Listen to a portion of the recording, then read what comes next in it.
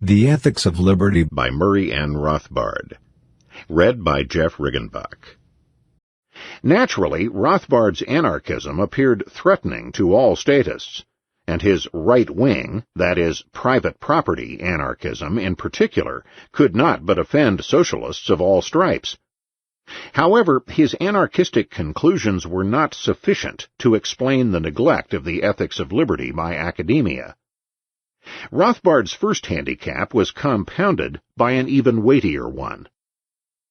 Not only had he come to unorthodox conclusions, worse, he had reached them by pre-modern intellectual means.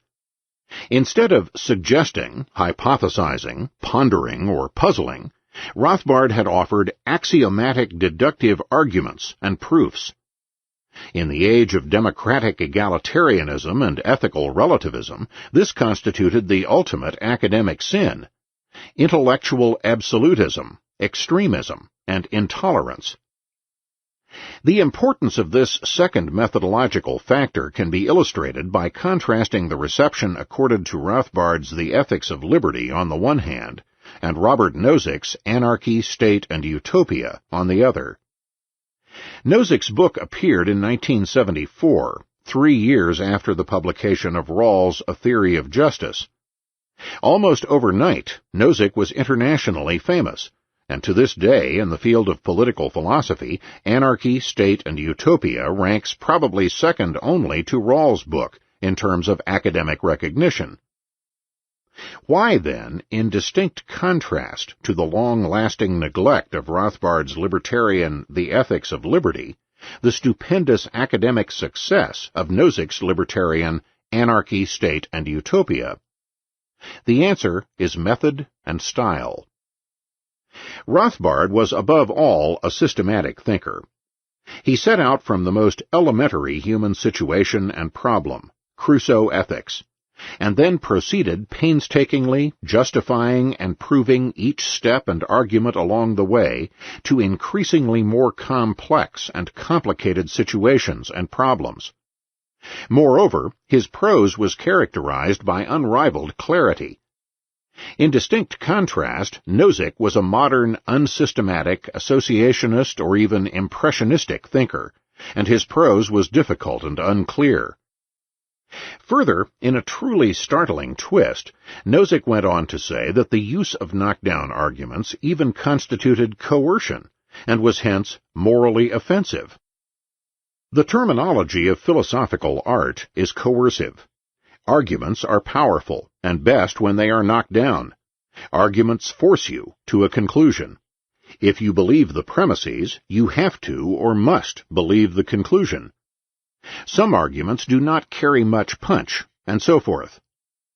A philosophical argument is an attempt to get someone to believe something, whether he wants to believe it or not. A successful philosophical argument, a strong argument, forces someone to a belief. With this surprising redefinition of systematic axiomatic deductive reasoning as coercion, Nozick had pulled the last tooth from his libertarianism. If even the attempt of proving or demonstrating the ethical impermissibility and injustice of democratic socialism constituted bad behavior, libertarianism had been essentially disarmed, and the existing order and its academic bodyguards rendered intellectually invincible.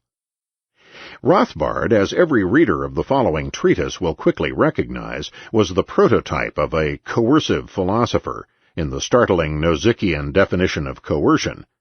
He demanded and presented proofs and exact and complete answers, rather than tentative explanations, conjectures, and open questions.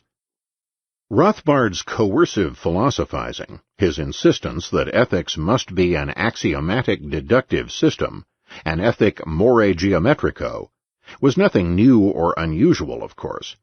As already noted, Rothbard shared this view concerning the nature of ethics with the entire tradition of rationalist philosophy. His had been the dominant view of Christian rationalism and of the Enlightenment. Nor did Rothbard claim infallibility regarding his ethics.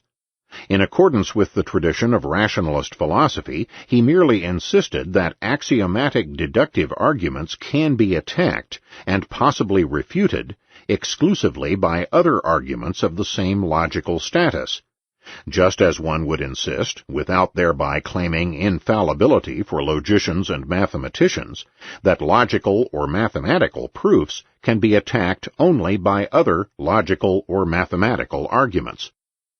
In the age of democratic socialism, however, such old-fashioned claims, certainly if made in conjunction with ethics, and especially if this ethic turned out to be a libertarian one, were generally rejected and dismissed out of hand by academia. Rothbard's unkind and intolerant libertarianism took first hold among the non-academic public, among professionals, businessmen, and educated laymen of all backgrounds. Rothbard became the creator of modern American libertarianism, the radical offspring of classical liberalism, which in the course of some 3 decades has grown from a handful of proponents into a genuine political and intellectual movement.